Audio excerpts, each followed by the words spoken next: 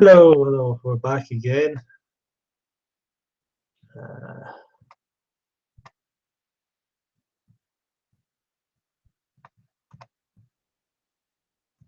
we're back again.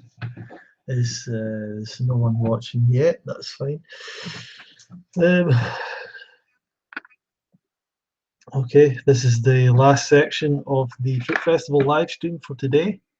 Just waiting for Grant Campbell to join us, to join me. I'm wearing blue today.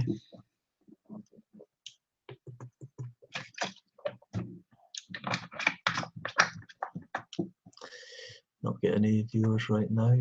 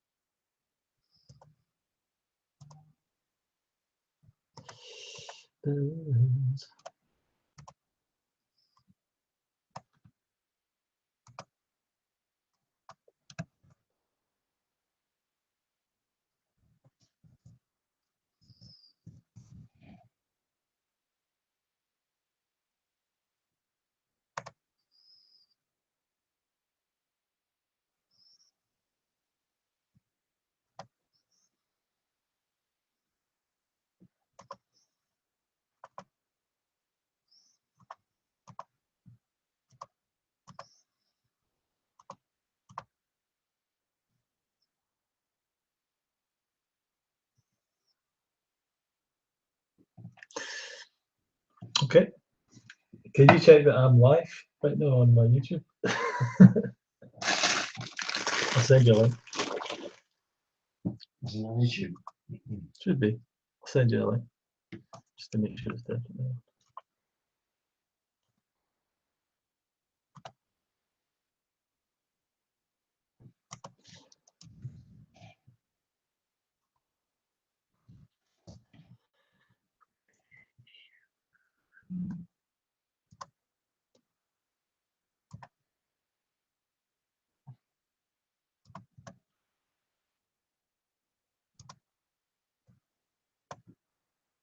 It's starting soon.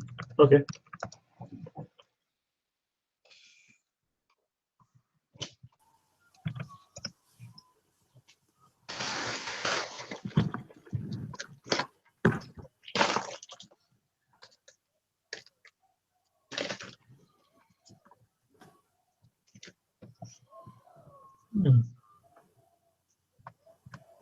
Oh, Grant, there you are. Hey, Ronnie, how you doing? Brilliant, brilliant. Excellent. It's quite early for you there, Grant. It is. Fantastic. It's your birthday as well. It is indeed. Great. And you're Happy going on birthday to me. happy birthday to you. Happy new day. Thank you. Thank you. So where are you going today? Today, plans got changed a little bit. So I was going to go on a hike with my extended family, take them somewhere locally they haven't been before. But it's going to rain today a lot, so we cancelled that last night, and we're just going to go around to my sister's place and celebrate her son's birthday from the 4th of February because he didn't get a party. So we'll cut a cake there, and I'll bring fruit for my party. What kind of fruit have you got? I've currently got rock melon, what we call rock melon, which you'd call cantaloupe. I've got some delicious pluots, like plums. Got some delicious oranges grown locally. I've got some white flesh peaches, which are delicious at the moment and super cheap. Yeah. Yes, I've been eating those like they've been going out of season. Yeah, so did you complete a race recently? I did a race at the start of January. Right. And since then I've done some runs, but nothing I would call a race. Mm. Yeah. And it's ultra running that is your main activity for fitness.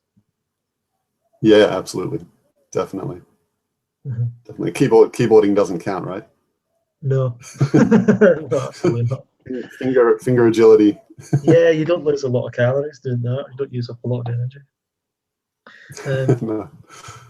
Grant, you've been a raw vegan approximately 10 years now, is that right? Yeah, a little bit longer, a bit over 11 years, since November 2005. Hmm. Hmm. And what's your story with how you found raw veganism and natural hygiene, and how why you kind of become so passionate about it?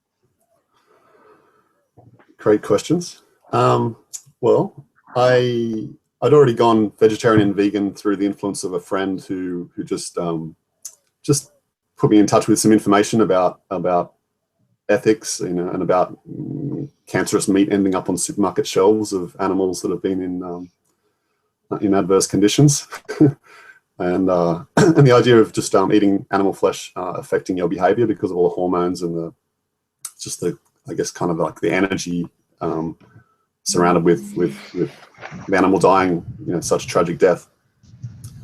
And it just, there's a couple of things that he said just got flicked on a light switch in my head. So that was really a turning point in my life where I would say, started becoming more conscious and actually caring about, taking more control about what I put into my body rather than, and the things that I choose to do with my time, rather than just going with the flow and doing what everyone else does, which is kind of how I lived until that point.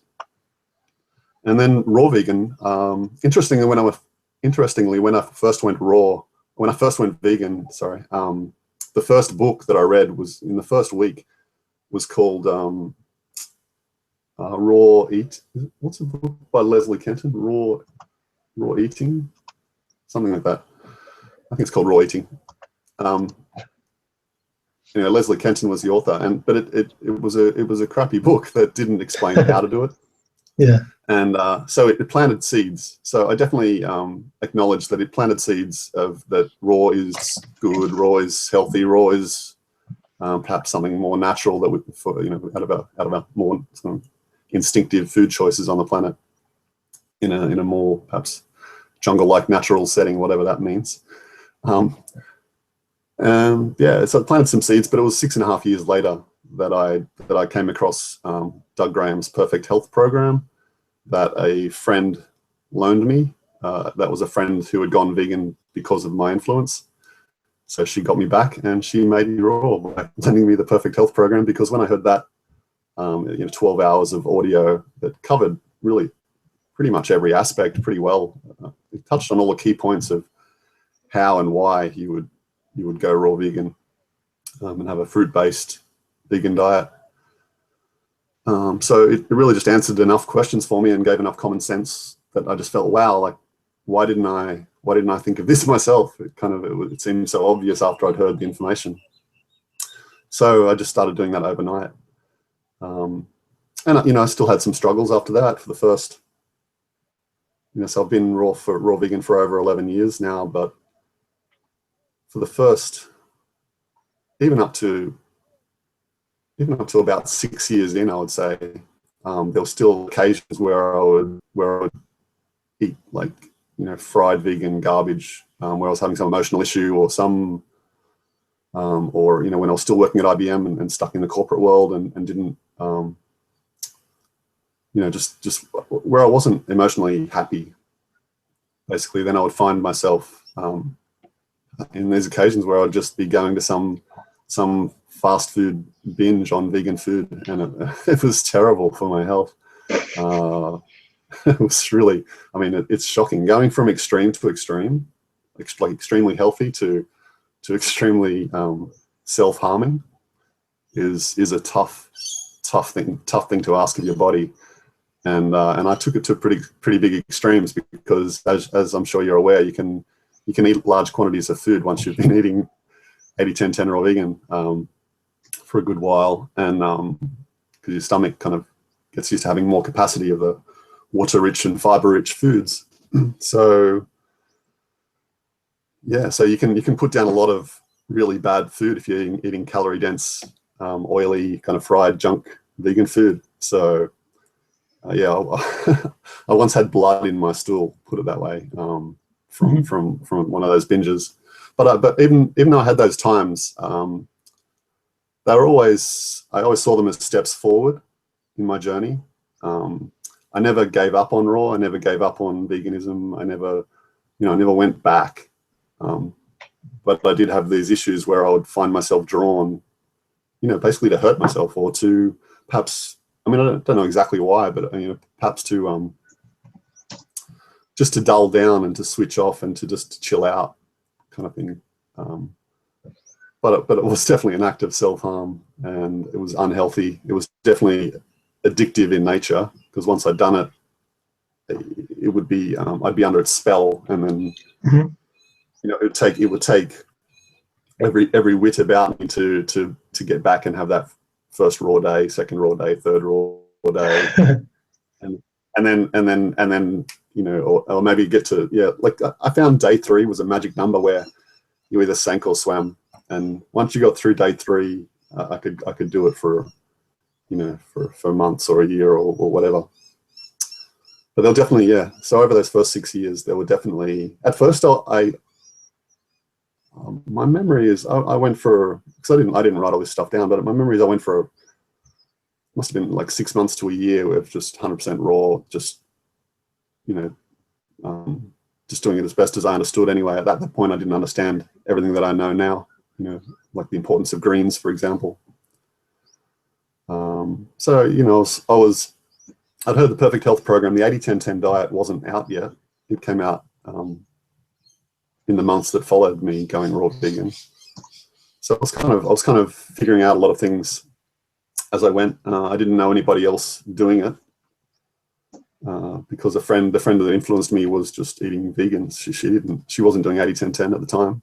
So yeah, it was an interesting adventure, and I would have killed to have had events like the UK Fruit Festival to go to kickstart my adventure.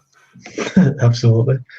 You've been to the UK Fruit Festival since the beginning. You've been to a number of festivals as well. What's your take on the festival experience, not just this one, but the fruit festivals you've been to in general? Yeah, I mean, the UK Fruit Fest is really holds the gold standard in my opinion. It's a brilliant event. Thanks to in great part to you, Ronnie, in running it. It's kept kind of drama free and all those things that people get hung up on, and we know how much people love to watch drama, but they don't like to experience it. So yeah, the great thing about the UK Fruit Festival is that the experience has always been drama free. There are incredible speakers there. All of the speakers I hold true as dear friends, and I expect I always will be dear friends of theirs. They're really incredible people, have great knowledge, and and they're actually doing it. They're living the lifestyle, they're walking their talk, and they're inspiring people. The schedule includes. It's just really all well balanced. It has, from personal development perspective, they create safe environments for people to just be open and just really truly be themselves, which a lot of people haven't perhaps experienced before in their standard worlds where people are fighting for status and money and power and and such things like that, rather than just truly living together and sharing the great things within us openly. So it's an environment where we get to overcome a lot of the scarring that society puts on us, whereby emotions are seen as weaknesses, or crying seen as weaknesses, or just even being open and sharing what you're feeling, being seen as confrontational or inappropriate or Just because it makes other people feel uncomfortable, doesn't make it bad. It's in fact, if someone's feeling uncomfortable about an emotional issue, then it's a charged issue for them. It's something that they would benefit from actually spending more time on. But people are learn from we learn from role models, and most people's role models teach them to push such things away and to hide in holes. And I mean, certainly in the area where I live in Australia, but I've seen it all around. I've seen it all around the world too. Absolutely, yeah. And it is a gross generalization, because not everybody is like that, and there are amazing families that that do nurture their children and the people in the family to be open and to share and to be loving and just just all the good attributes that come naturally to human beings. But yeah, unfortunately, we're trained by a lot of people in society, by just the way generation to generation what people have learned from their previous generations. We're taught to push all those beautiful things away and perhaps really never really get to be our true selves and offer the world all the shining glory that's hidden within us. Brilliant. Yeah, you've done some videos and things on processing emotion and how to feel these emotions, and I guess the idea is that really when people change diet, that it brings up a lot of emotions, especially going to a raw diet. What's the best way to deal with these emotions that arise? Yeah. Well, I think one important thing that took me a while to learn was that emotions are generally pretty short-lived, and certainly the types of emotions that people would say lead them to having binges on foods they wouldn't otherwise like. Those sort of temptations are really short-lived, so they have a really short window. So if you can keep that in mind as you're going through one of those, you can take a short-term strategy in place, put a short-term strategy in place, such as distracting yourself, or you can take a walk in nature for 5 minutes, and all of a sudden you feel better, and the urge goes away. And then once the urge goes away, you're left feeling a great sense of accomplishment, because you've had a win. You've beaten. You're there staring into the face of adversity and being challenged and tempted and challenged to go against your ethics. And you, if you have a win, because you survived that and got through maybe the 30-second window that would have been. Say you're walking down the street, and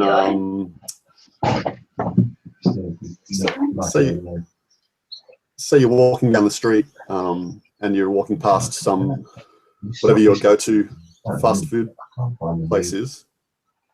Sorry, I can hear that, Ronnie. Yeah, sorry. Yeah. That's okay. Give me 1 second. I'm not sure if there's a bit of an issue here. Just give me 1 second. Okay. What are you saying, man? Did you get a link? Yeah, that's just saying it's not started yet. Okay. Just 1 minute, Grant. We're just trying to make sure this is going live properly. Just as live stream starting too.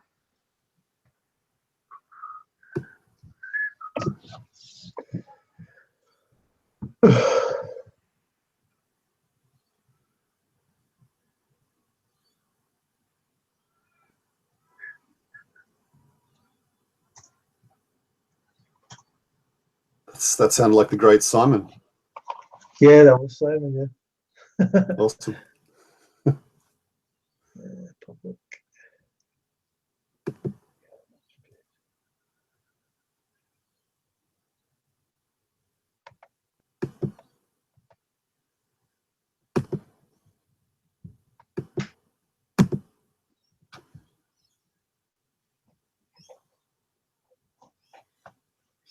For some reason, it's not live, Grant. Oh, really? It's probably. I mean, it'll probably still post. so we can keep going. It'll post later. It just won't post live, but we can still do the interview. Okay. And it might, hopefully it'll start in a bit. I'm not sure if it's just taking time to do it. Shouldn't be any reason it doesn't.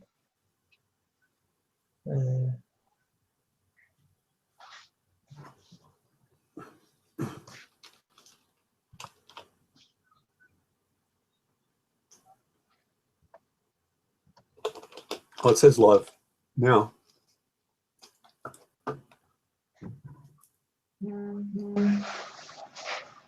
Cool. Yeah, sorry, where were we then? Oh, I was just saying, you know, you say you're walking down the street and you're having ideas of going back to old ways and getting some, you know, some fast food of whatever your go-to fast food is, or you know, fried vegan garbage. Then you can just either, if you're aware that you're going through those precursor thoughts that would lead to doing something you don't want to do, then because by the time you're in there with your money at the counter, you're unlikely to turn around at that point. So but before then, there are thoughts that lead to the act of doing something against what you want to do. Yeah.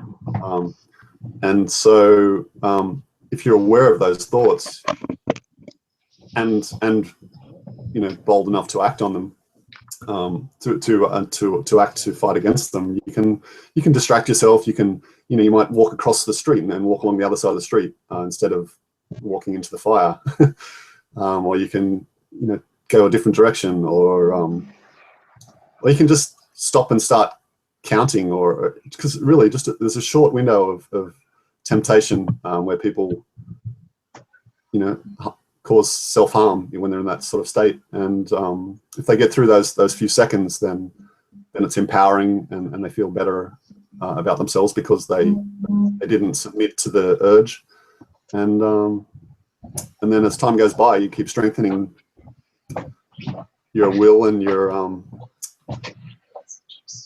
building integrity with each one of those wins as well. Yep. So you know, so it's a good cycle to get into.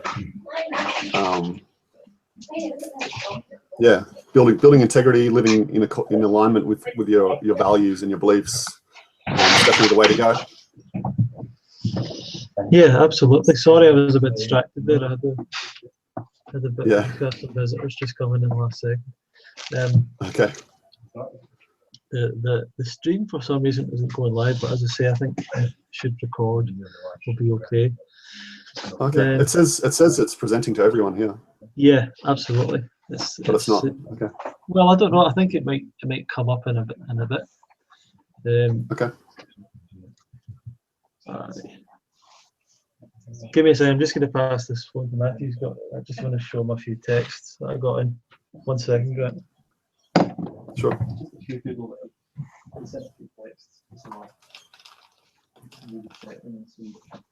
There was a lady that was registering quite a lot of people. Sorry, Grant. What I might do, Grant, is actually try and start this again, just in case it's. Okay. Do you mind if I do that? So you'll send me a link on Messenger? Yeah, I'll send you one more. Yeah, I'll send you one more link. No problem. This one that seems to have aborted in some way. I don't know. Okay. Or even. That's okay. I'm just wondering if it reaches a limit, like a daily limit, if you can't go over 8 hours a day or something. But no, I'll stop this one. I'll come back to you in 2 seconds. I'm sorry about this. No problem.